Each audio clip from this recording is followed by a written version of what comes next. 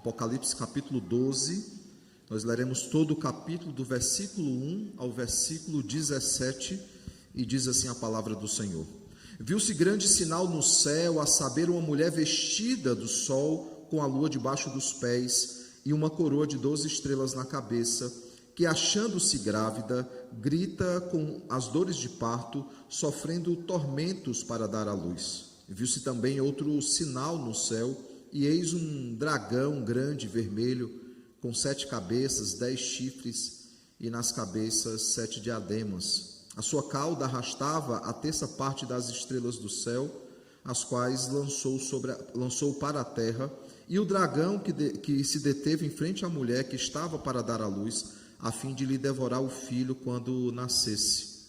Nasceu-lhe, pois, um filho varão, que há de reger todas as nações, com um cetro de ferro. E o seu filho foi arrebatado para Deus até o seu trono. A mulher, porém, fugiu para o deserto, onde lhe havia Deus preparado lugar para que nele a sustentem durante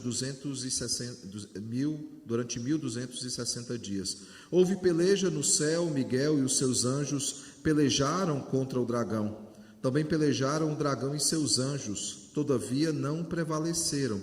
Nem mais se achou no céu o lugar deles. E foi expulso o grande dragão e a antiga serpente, que se chama Diabo e Satanás, o sedutor de todo o mundo. Sim, foi atirado para a terra, e com ele os seus anjos. Então ouvi grande voz do céu proclamando: agora veio a salvação, o poder, o reino do nosso Deus e a autoridade do seu Cristo, pois foi expulso o acusador de nossos irmãos, o mesmo que os acusa de dia e de noite diante do nosso Deus.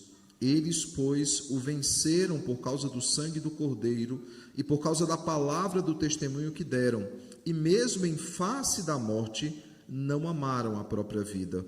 Por isso, festejai, ó céus, e a vós, os que neles habitais, ai da terra e do mar, pois o diabo desceu até vós, cheio de grande cólera, sabendo que pouco tempo lhe resta. Quando, pois, o dragão se viu atirado para a terra, perseguiu a mulher que dera à luz o filho varão. E foram dadas à mulher as 2 asas da águia, para que voasse até o deserto, ao seu lugar, aí onde é sustentada durante um tempo, tempos e metade de um tempo, fora da vista da serpente. Então a serpente arrojou da sua boca, atrás da mulher, água como um rio, a fim de fazer com que ela fosse arrebatada pelo rio. A terra, porém, socorreu a mulher, e a terra abriu a boca e engoliu o rio que o dragão tinha arrojado de sua boca. Irou-se o dragão contra a mulher, e foi pelejar com os restantes da sua descendência, os que guardam os mandamentos de Deus e têm o testemunho de Jesus, e se pôs em pé sobre a areia do mar. Oremos mais uma vez ao Senhor. Santíssimo Deus, maravilhoso Pai, graças te damos, Deus, pela tua palavra, e te pedimos que o Senhor aplique em nossos corações. Que seja o Senhor a nos ensinar, Pai, o teu Filho, o profeta da igreja, a nos ensinar, e o Espírito Santo também a nos ensinar essa manhã. Que aprendamos, Pai, aquilo que a tua palavra nos ensina, e saiamos daqui, Senhor, conscientes de que haverá sim perseguição contra a tua igreja, como sempre existiu na história, mas é o Senhor quem guarda a tua igreja. É Cristo o noivo que guarda a sua noiva e a prepara para o dia glorioso. Essa é a nossa oração, Pai, em nome de Jesus. Amém. Poder sentar, irmãos. Irmãos, no meu último sermão em Apocalipse, nós olhamos para Apocalipse capítulo de número 11. E ao olharmos para Apocalipse capítulo de número 11, nós meditamos no tema um cântico sobre o reino. E ao olharmos então para o cântico sobre o reino, nós aprendemos sobre o reinado vitorioso de Cristo, nós aprendemos que haverá um julgamento justo contra aqueles inimigos do Senhor, e aprendemos também sobre a aliança eterna. Aqueles que estão em Cristo, não recai sobre eles condenação. E assim nós aprendemos que a vitória de Cristo, ele nos dá algumas certezas. Primeiro, que nós temos de fato um rei que é vitorioso, e esse rei que é vitorioso, ele reinará para sempre com o seu povo, pois ele venceu o reino deste mundo.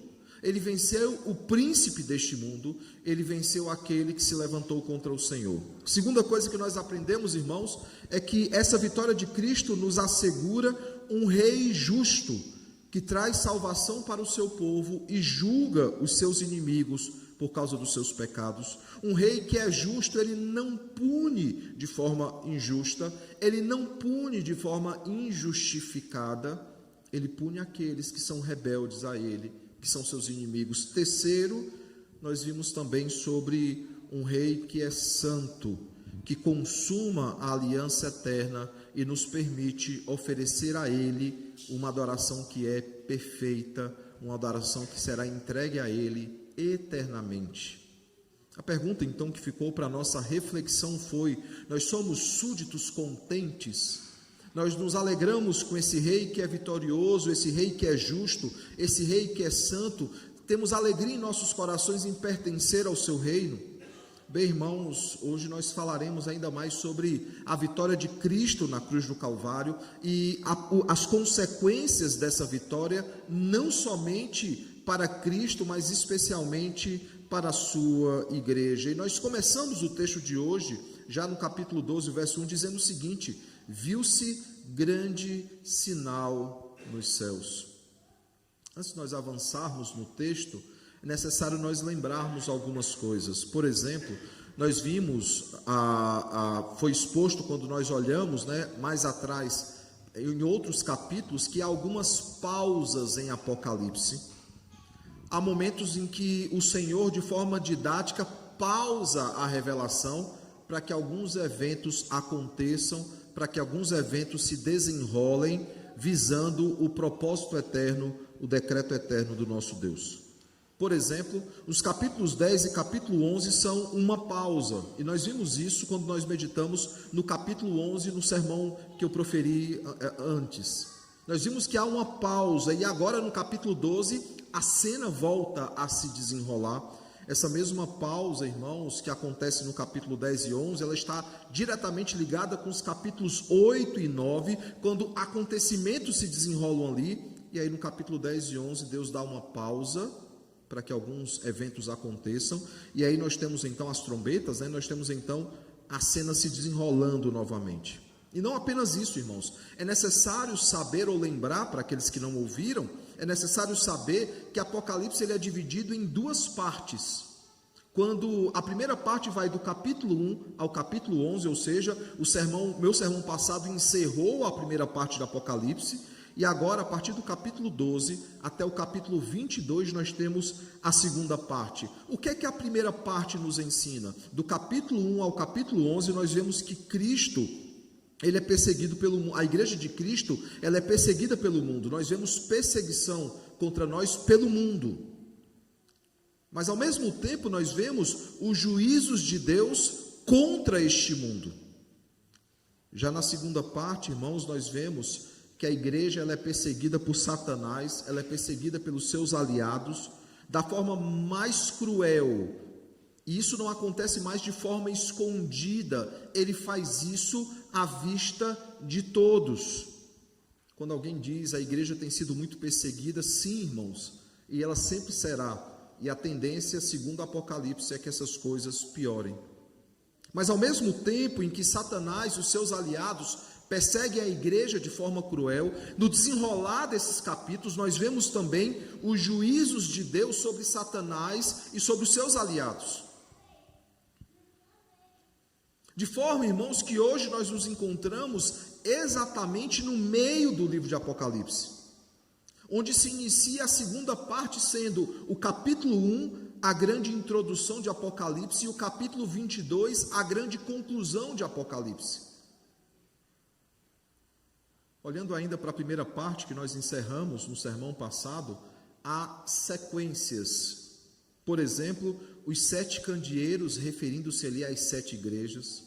Nós temos os 7 selos, nós vimos que houve uma pausa, quando um desses selos seria aberto.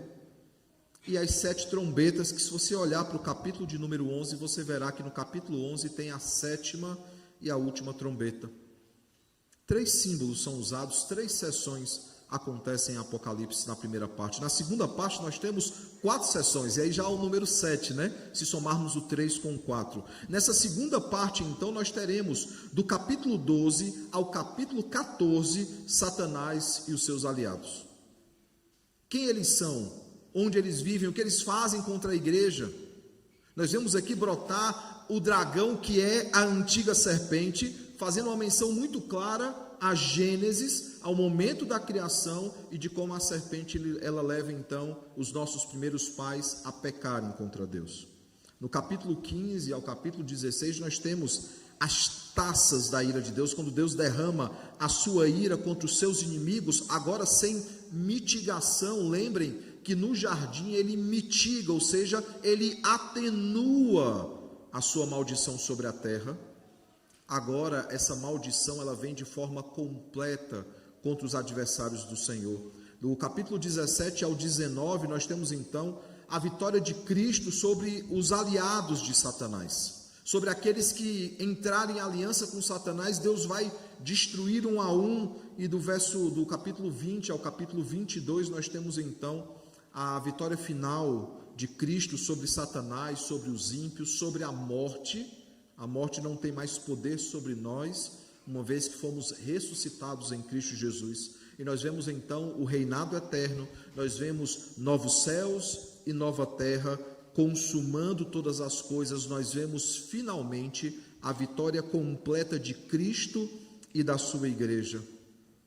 De forma, irmãos, que Apocalipse ele conta a história dos eleitos e dos não eleitos, e ele traz a nossa atenção até Gênesis, até o começo de tudo, e nos leva até o final de tudo, mostrando claramente os decretos de Deus: criação, queda, redenção e consumação, esses 4 pilares da fé cristã.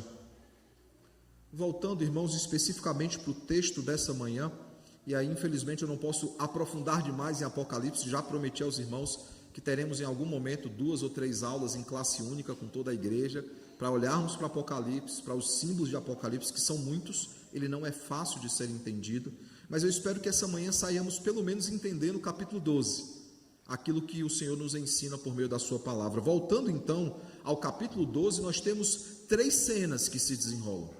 3 cenas. A primeira delas, irmãos, e já nós olharemos para o versículo 1 ao versículo 6, mas a primeira cena ela acontece do versículo 7 ao versículo 12, quando nós vemos o dragão lutando contra Miguel e contra os anjos de Deus. Qual é a consequência disso? Ele perde.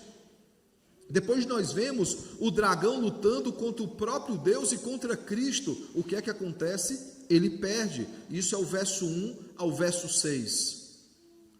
Depois nós vemos do versículo 17 do 13 ao 17, o dragão então, já tendo perdido para Deus, perdido para os aliados do Senhor, ele decide então voltar toda a sua atenção e toda a sua ira contra a mulher, que nós veremos que é a igreja de Cristo. E quando ele volta então a sua atenção à sua mulher, a noiva de Cristo, ele então também perde. O que o texto deixa claro para nós, irmãos, do capítulo 12, é que Satanás e os seus adversários, os seus aliados, os seus demônios, não têm a mínima chance de vitória. E aí eu já quebro um pouquinho aqui de um sentimento que muitos têm, cresceram por causa da obra Deixados para Trás, obras dispensacionalistas, como se parece que em algum momento o Satanás tem alguma chance de vencer. E aí muitos cresceram falando da batalha do Armagedon, Gog e Magog, achando que há uma certa rivalidade, uma possibilidade do Senhor sair derrotado. Não, irmãos, Apocalipse deixa bem claro o tempo inteiro que Satanás e os seus aliados não têm a mínima chance. Quando nós olhamos lá na frente, no capítulo 20, 21, quando olhamos para a batalha do Armagedon, nós veremos que Cristo, dado uma palavra de ordem, com o sopro da sua boca, devastará todos os seus adversários. E o texto de hoje enfatiza isso. Por exemplo, Satanás e os seus aliados, eles perseguem a igreja, e essa perseguição muitas vezes serve para tentar nos desanimar. Mas o texto nos lembra, irmãos, que nós não devemos desanimar, porque a palavra nos assegura que eles não têm a mínima chance. Olhamos a perseguição que se levanta nos nossos dias, que se levantaram também em outros dias. para nos desanimar, para enfraquecer a nossa fé, e nós somos chamados pela palavra do Senhor à seguinte lembrança: eles não têm a mínima chance, por isso nós não desanimamos. Claro que uma narrativa como essa, irmãos, não tem como ser literal, ela é cheia de simbolismos, mas um símbolo sempre aponta para um significado, e eu gostaria de olhar, por exemplo, para algumas expressões aqui, para entender o significado. Por exemplo, a primeira expressão que nós temos já está no versículo 1, quando diz: vi grande sinal no céu. A saber, qual é o sinal? Uma mulher vestida do sol com a lua debaixo dos pés e uma coroa de 12 estrelas na cabeça. Algumas coisas que nós precisamos saber, irmãos. Essa mulher aqui não é Maria. Essa mulher aqui não é Eva, não é a nação de Israel. Essa mulher aqui é a igreja. Essa mulher aqui é o Israel espiritual de Deus, os eleitos do Senhor, o ajuntamento dos eleitos que compõem um povo, o povo santo, comprado pelo sangue de Cristo. E veja, irmãos, que ela é vestida do sol e tem a lua debaixo dos seus pés, e é muito rica essa figura. Por quê? Porque a lua não tem luz própria. A lua depende do sol para que ela manifeste uma luz. Ela não tem luz própria, mostrando claramente que a luz que vem da igreja não vem da própria igreja, mas do sol que é Cristo. Ele é o verdadeiro sol. Então, qualquer coisa que nós venhamos a manifestar, qualquer luz, e nós somos chamados a sermos luz do mundo, nós somos luz do mundo porque a verdadeira luz do mundo reflete através de nós, sendo nós como lua, que ao receber a luz do sol, nós manifestamos luminosidade. Essa igreja, ela é a luz do mundo e ela brilha não a sua própria glória, mas a glória de Deus. Ela tem sim autoridade, porque ela usa uma coroa, mas essa autoridade não vem dela mesma. Assim como a lua não tem luz própria, a autoridade que a igreja tem, ela deriva de Cristo, que é o seu rei. Ela só tem autoridade porque ela é embaixadora de Cristo, ela manifesta o reinado de Cristo. Essa coroa também, irmãos, representa que essa igreja, ela é vitoriosa, ela é triunfante e ela reinará para todo sempre. E mais, irmãos, quando nós continuamos o texto e vemos, que ela se acha grávida e ela grita com as dores de parto, sofrendo tormentos para dar à luz, nós nos lembramos, irmãos, que essas dores de parto apontam para a vinda de Cristo, aquele que é o verdadeiro descendente, aquele que é a semente da mulher. Veja quantas coisas nós temos em 2 versículos. Quantos símbolos ou sinais o Senhor manifesta para ensinar a sua igreja. Olhando para o aspecto então daquela criança que nasce, que é o verdadeiro descendente, ou a semente da mulher, o texto nos diz o seguinte, no verso 4 e verso 5: e o dragão se deteve na frente da mulher que estava para dar à luz, a fim de lhe devorar o filho quando nascesse. Nós veremos mais à frente, irmãos, que isso nos lembra Gênesis 3,15. E ele pisará a cabeça da serpente, e esta lhe ferirá o calcanhar.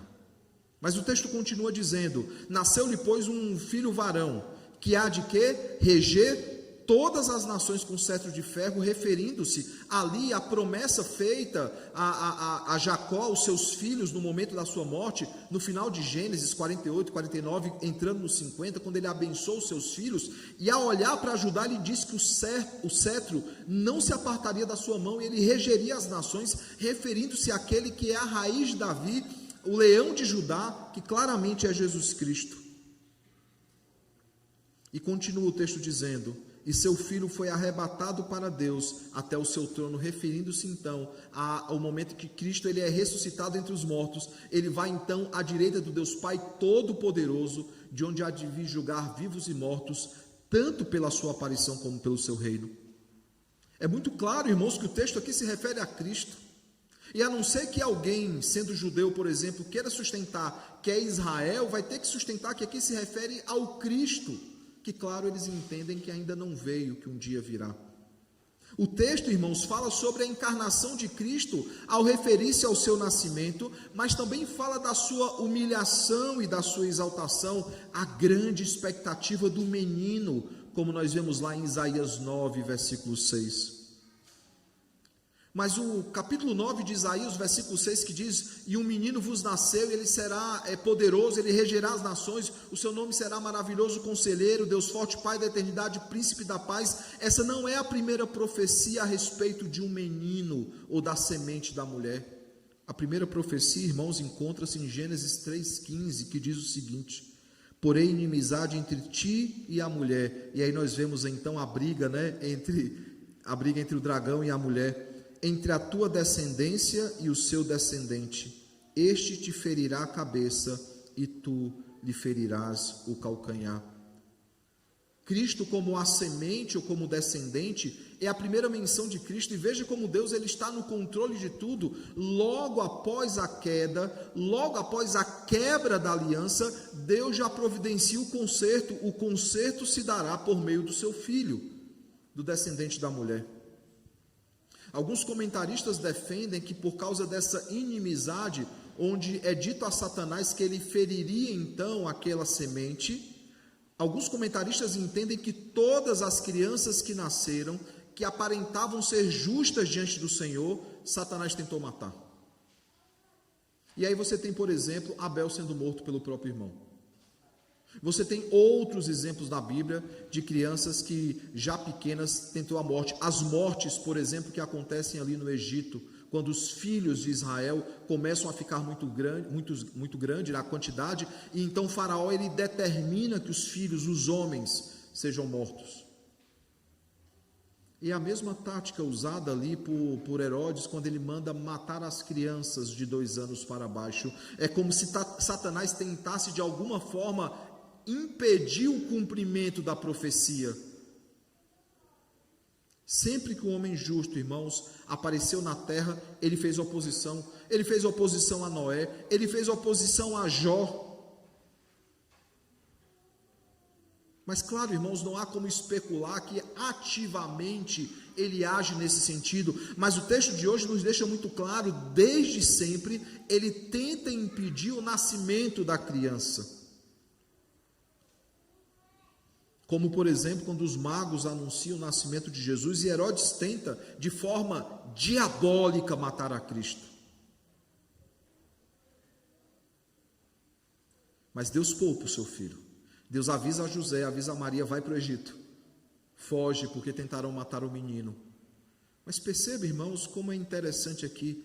Deus poupa o seu próprio filho para não poupá-lo na cruz do Calvário, porque ele precisava morrer pelos nossos pecados. E isso frustra os planos de Satanás, porque no momento em que Cristo morre, ele fere, então, nós vemos, como o texto diz, ele fere o calcanhar do menino, da semente, mas essa semente pisa a sua cabeça, como nós vemos. Por isso que Romanos 16, 20 diz o seguinte: e o Deus da paz em breve esmagará debaixo de vossos pés a Satanás.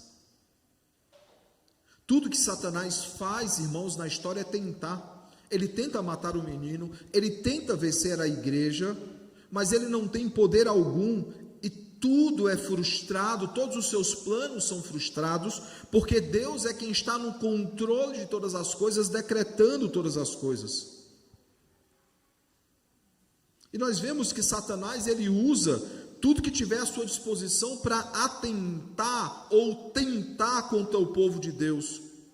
Pois o desejo, irmãos, de Satanás, como o próprio João já havia registrado no seu evangelho, é que o desejo dele é roubar, matar e destruir. No texto de hoje, então, irmãos, nós vemos que Satanás ele fica à espreita, tentando destruir a criança. Ele fica observando, ele fica esperando.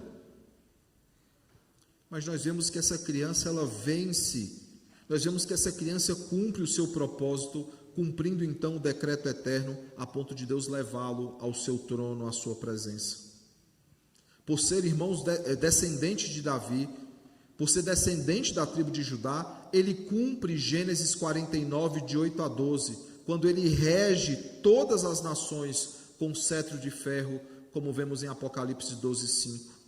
E aqui também se cumpre, irmãos, segundo Samuel 7:12, quando Davi pede para construir a casa do Senhor, e Deus diz: não, você tem muito sangue nas suas mãos, o seu filho construirá a casa, mas por causa da sua fidelidade, Davi, não faltará um herdeiro de Davi no trono de Israel. E isso se refere ao nascimento de Jesus, porque Jesus, ele é o Rei eterno, ele é aquele que senta no trono e estará assentado no trono pelos séculos dos séculos. É interessante, irmãos, como eu disse, que Satanás, possivelmente, ele vai tentando destruir os planos do Senhor. Eu não sei se vocês lembram, ou se vocês sabem, mas quase que Judá perdeu a sucessão real. Por exemplo, se nós olharmos 2 Reis, capítulo 11, verso 1 ao verso 3, 2 Reis, capítulo 11, verso 1 ao verso 3, nós vemos o seguinte: vendo Atalia, mãe de Acasias, que seu filho era morto, levantou-se e destruiu toda a descendência real. Veja, a intenção dela é exterminar a descendência de Davi. Mas Jeosseba, filha do rei Jorão, irmã de Acasias, tomou a Joás, filho de Acasias, e o furtou dentre os filhos do rei, os quais matavam, e pôs a ele e a sua ama numa câmara interior, e assim o esconderam de Atalia, e não foi morto. Joasseba o teve escondido na casa do Senhor 6 anos. Nesse tempo, Atalia reinava sobre a terra.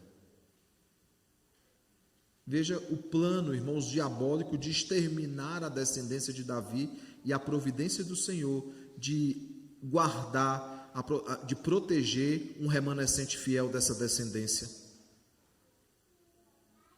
O Senhor, irmãos, ele conduz toda a história por meio de mão poderosa. O Senhor, irmãos, conduz toda a história conforme a sua vontade, e ele não está alheio a essas coisas, ele não está distante. Ativamente ele age para que as coisas aconteçam conforme a sua vontade. Essa ideia de Deus intervir na história, irmãos, não é um conceito bíblico. Por quê? Porque só intervém na história quem está fora da história. Ele atua ativamente na história, decretando, conduzindo todas as coisas.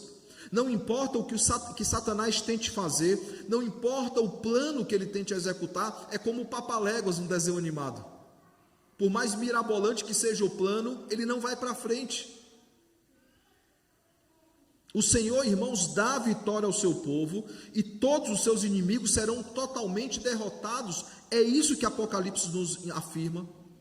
E cada história, irmãos, de Apocalipse 12, cada elemento do que nós vemos aqui, irmãos, mostra a derrota daqueles que se opõem contra Deus, daqueles que se opõem contra o seu povo. Por exemplo, nos versos 7 a 12, nós vemos essa derrota de Satanás contra Miguel e contra os seus anjos. E vejam o cântico que é entoado no verso 10 em diante: agora veio a salvação, o poder, o reino do nosso Deus e a autoridade do seu Cristo, pois foi expulso o acusador de nossos irmãos, o mesmo que os acusa de dia e de noite, lembrando-nos daquele que vai ao trono do Senhor lá em Jó. E a ideia de que ao nos acusar é necessário que haja um advogado, e o mesmo João diz na primeira carta o seguinte: filhinhos, essas coisas vos escrevo para que não pequeis, todavia se pecardes, há um advogado junto ao Pai que intercede por vós. Se há um acusador, aquele que nos acusa, há um advogado que nos protege, que nos guarda. E ele continua dizendo: o mesmo que os acusa de dia e de noite diante do nosso Deus. Eles, pois, o venceram por causa do sangue do Cordeiro e por causa da palavra do testemunho que deram, e mesmo em face da morte, não amaram a própria vida. E aqui, irmãos, eu lembro, dentre tantas histórias, eu lembro, por exemplo, a história dos nossos irmãos reformados ingleses. Houve um momento que a Inglaterra torna-se reformada, ou começa-se uma reforma, e Maria Sanguinária ascende ao trono, e ela tenta que a nação, da Inglaterra, né, o reino da Inglaterra, ela se torne novamente uma nação católica, um reino católico. E ela passa a perseguir então os reformados. E há registros históricos, irmãos, que ela traz muita perseguição e execuções públicas, até o momento que as execuções precisam ser suspensas. Porque ela ficou boazinha, porque ela voltou atrás? Não. porque estava tendo efeito contrário, mais pessoas estavam se convertendo. E talvez a pergunta que alguns façam é: por que mais pessoas se convertiam? Porque as execuções públicas se tornaram cultos de adoração ao Senhor. Porque enquanto os mártires caminhavam para a fogueira para queimarem vivos, eles cantavam hinos de louvor ao Senhor. E enquanto seus corpos queimavam, eles pregavam o Evangelho. Os nossos irmãos no Coliseu de Roma, que cantavam ao Senhor antes de serem devorados por leões. Ou por que não falar dos moravianos, os nossos irmãos moravianos que se entregaram como escravos para pregar o Evangelho numa ilha onde havia mais ou menos 2.000 escravos. E eles querem ir para lá, o dono da ilha não quer que eles estejam lá. E eles falam: mas nós queremos ir. Eles falam: nem por cima do meu cadáver vocês vão pregar o Evangelho lá na ilha. E eles perguntam: e se nós formos como escravos? Se nós nos vendermos como escravos, o Senhor aceita? Ele diz: eu não pago nem a passagem. Vocês se viram para pagar a passagem. E eles pegam o dinheiro da venda deles como escravos e pagam a própria passagem para ir para aquela ilha. E conta a história, irmãos, que pouco antes de se afastarem completamente da costa, enquanto o navio ele afastava-se cada vez mais entre eles e os seus familiares, um deles grita: que o cordeiro receba a recompensa pelo seu sacrifício. O mesmo que os acusa dia e noite diante de Deus, eles, pois, o venceram por causa do sangue do Cordeiro e por causa da palavra do testemunho que deram, e mesmo em face da morte, não amaram a própria vida. Por isso, festejai aos céus, e a vós, os que neles habitais, ai da terra e do mar, pois o diabo desceu até vós, cheio de grande cólera, sabendo que pouco tempo lhe resta. Nos versos 13 ao 17, então, nós vemos o dragão, que tem uma autoridade recebida pelo Senhor. O Senhor dá uma autoridade menor, um poder que é permitido, sabendo que pouco tempo lhe resta, ele então deseja destruir a igreja de Cristo, ou pelo menos persegui-la. E eu queria então, irmãos, olhar para esses aspectos que foram aqui explicados e tirar algumas lições importantes, não apenas para nos alertar sobre os dias que virão, mas acima de tudo, para renovar o nosso vigor, a nossa confiança no Senhor, de como Ele nos guarda, de como Ele nos protege. A primeira coisa, irmãos, que o texto nos diz, que o texto nos ensina, é que tempos difíceis virão. No verso 16, nós vemos o seguinte, irmãos, no verso 12 e 17, perdão, nós vemos o seguinte, verso 12: por isso festejai aos céus, e a vós, os que nele habitais, ai da terra e do mar, pois o diabo desceu até vós cheio de grande cólera, sabendo que pouco tempo lhe resta. O verso 17 diz: irou-se o dragão contra a mulher, e foi pelejar com os restantes da sua descendência, referindo-se aos crentes no Senhor, os que guardam os mandamentos de Deus e têm o testemunho de Jesus, e se pôs em pé sobre a areia do mar. E aí a abertura do capítulo 13, quando nós vemos a besta que emerge do mar e a besta que emerge da terra, que vem perseguir a igreja. Veja, irmãos, depois de tentar matar a Cristo sem sucesso, nós vemos então, irmãos, que Satanás ele volta a sua atenção contra a igreja do Senhor. É claro que por um determinado momento Satanás achou que havia vencido a Cristo. É claro que em um determinado momento, até Cristo dizer está consumado, ele acha que feriu a semente e que a semente foi derrotada, até que Jesus diz aquelas palavras: está consumado. Agora que ele percebe que o plano foi consumado e que por causa da consumação do plano resta-lhe pouco tempo, ele volta a sua atenção contra a igreja. E nos versos 13 a 17, nós vemos então que ele vai tentar destruir a igreja de várias maneiras. Ele arma cilada, ele persegue, ele tenta afogar esses irmãos. Ele está irado, como o texto nos diz. Ele quer pelejar contra aqueles que são descendentes da mulher, ou seja, a igreja do Senhor, aqueles que guardam os mandamentos de Deus, aqueles que têm um testemunho de Jesus. Ele tenta contra eles. Por isso, irmãos, é necessário que fiquemos atentos, pois a igreja não deve esperar tempos de paz. Na verdade, irmãos, todas as vezes que a igreja gozou de uma certa paz, ela se desviou da palavra. Um professor meu de história dizia, que Satanás, para tentar derrubar a igreja nessa perseguição que ele promove contra a igreja, ele traz uma falsa paz por meio de Constantino. Constantino então institui o cristianismo como religião oficial do Estado e não há mais perseguição contra os cristãos. A chamada grande cristandade é o período de maior desvio teológico da igreja do Senhor. Sabe por quê, irmãos? Porque quando nós baixamos a guarda, nós deixamos de vigiar, nós esquecemos que há uma batalha lá fora. Nós ficamos despreparados, nós ficamos destreinados e nunca na história da igreja existiu uma igreja tão despreparada como a igreja de hoje. Uma igreja que aparentemente acha que está tudo em paz, e paz, irmãos, só existe em novos céus e nova terra. Às vezes nós vemos algumas coisas e ficamos preocupados, irmãos, é o desenrolar da história diante dos nossos olhos. Eu lembro, irmãos, e aqueles que são mais antigos vão lembrar também, de um período de paz na igreja, no começo dos anos 2000. Todo mundo queria ser crente. Artistas queriam ser crentes. E não que não haja conversão nesse meio ou em outros meios, nós oramos para que hajam. Mas pessoas claramente não davam um bom testemunho. Pessoas claramente viviam de qualquer forma e se diziam crentes. E aí surgiu uma PL chamada a PL 122/06, que prometia perseguir a igreja. A chamada lei da homofobia. Todos lembram disso? Os mais antigos, sim, né? Foi um instrumento para separar o joio do trigo, porque muita gente que se dizia crente parou de dizer que era crente.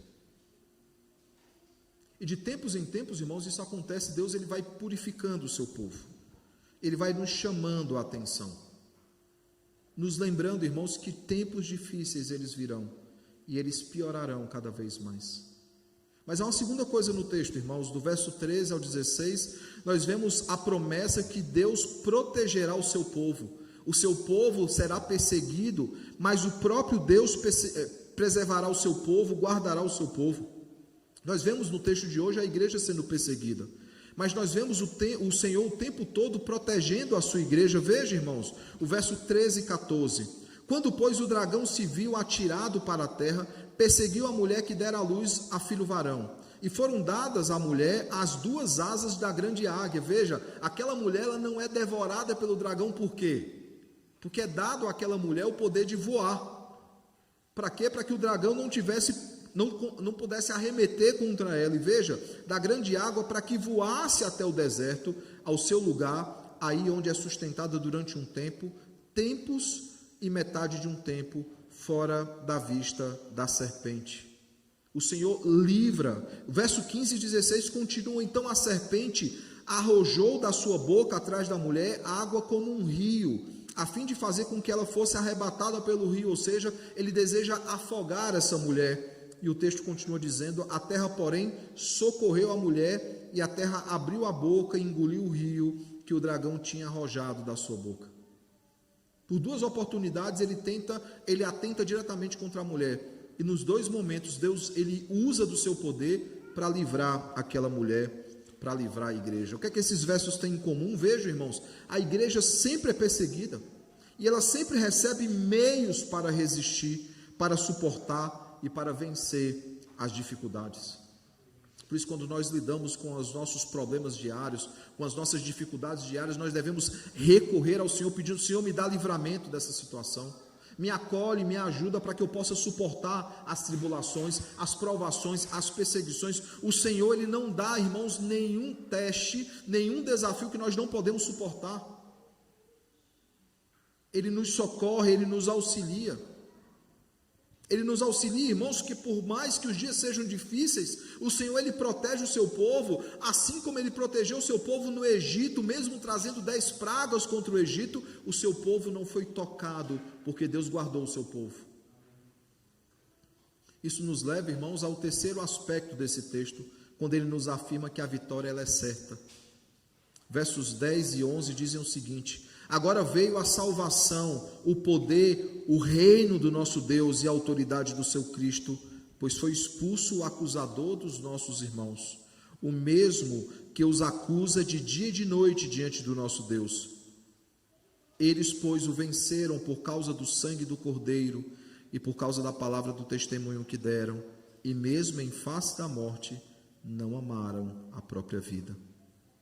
Em meio a um relato tão tenso, irmãos, em meio a um relato tão tenebroso, nós temos esse cântico da vitória.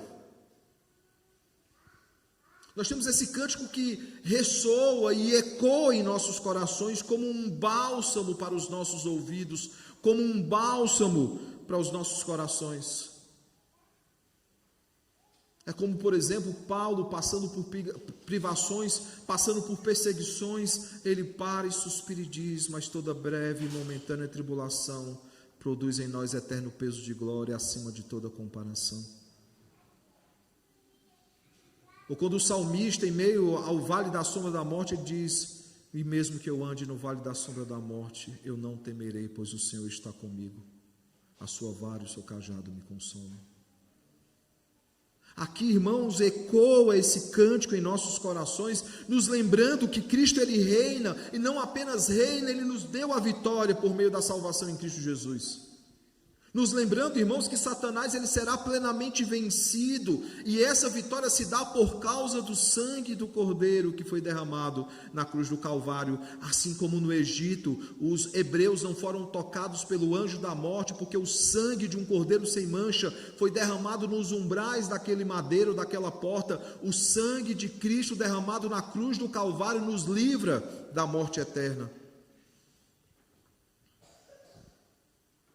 O texto também nos afirma, irmãos, que vencemos por causa da palavra do testemunho que deram, e mesmo em face da morte, não amaram a própria vida, nos dizendo o seguinte: não basta apenas crer que a vitória é certa, nós precisamos viver como vitoriosos em Cristo Jesus, e viver como vitoriosos em Cristo Jesus é resistir a Satanás, resistir a este mundo, a nossa carne, lutar contra eles. Ser vitorioso em Cristo Jesus é dar um bom testemunho, é viver de modo digno a vocação para que fomos chamados, a responsabilidade humana que anda junta com a soberania do Senhor.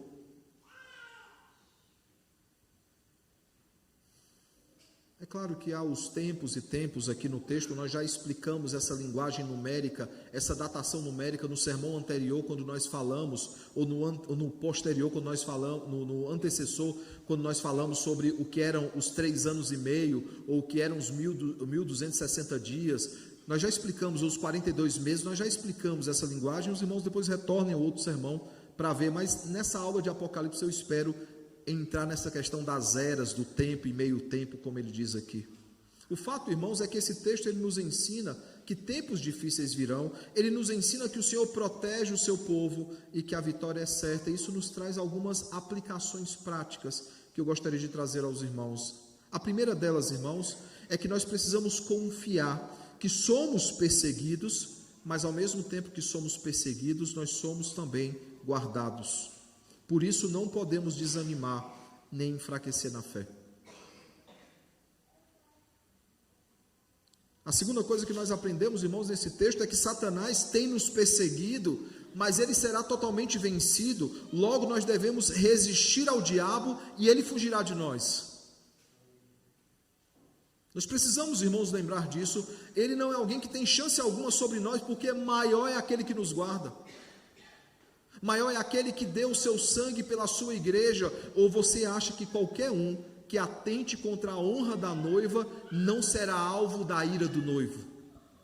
Só nos nossos dias, quando alguém atenta contra a honra da esposa de alguém, o cara não defende. Cristo, ele dá a sua vida pela sua noiva. Ele morre pela sua noiva. Ele está disposto a usar toda a sua força, todo o seu poder para guardar essa noiva, para proteger essa noiva. Por isso, irmãos, Satanás ele tem nos perseguido, mas ele será completamente vencido. Terceira e a última coisa, irmãos, nós precisamos confiar que temos a vida eterna e nós não podemos amar a nossa vida e nós não podemos amar este mundo. Dando assim, irmãos, bom testemunho diante de Deus e dos homens, mesmo em tempos difíceis. Ele nos deu algo que é muito mais precioso do que uma vida física, finita. Ele nos deu a vida eterna, que é para todos sempre.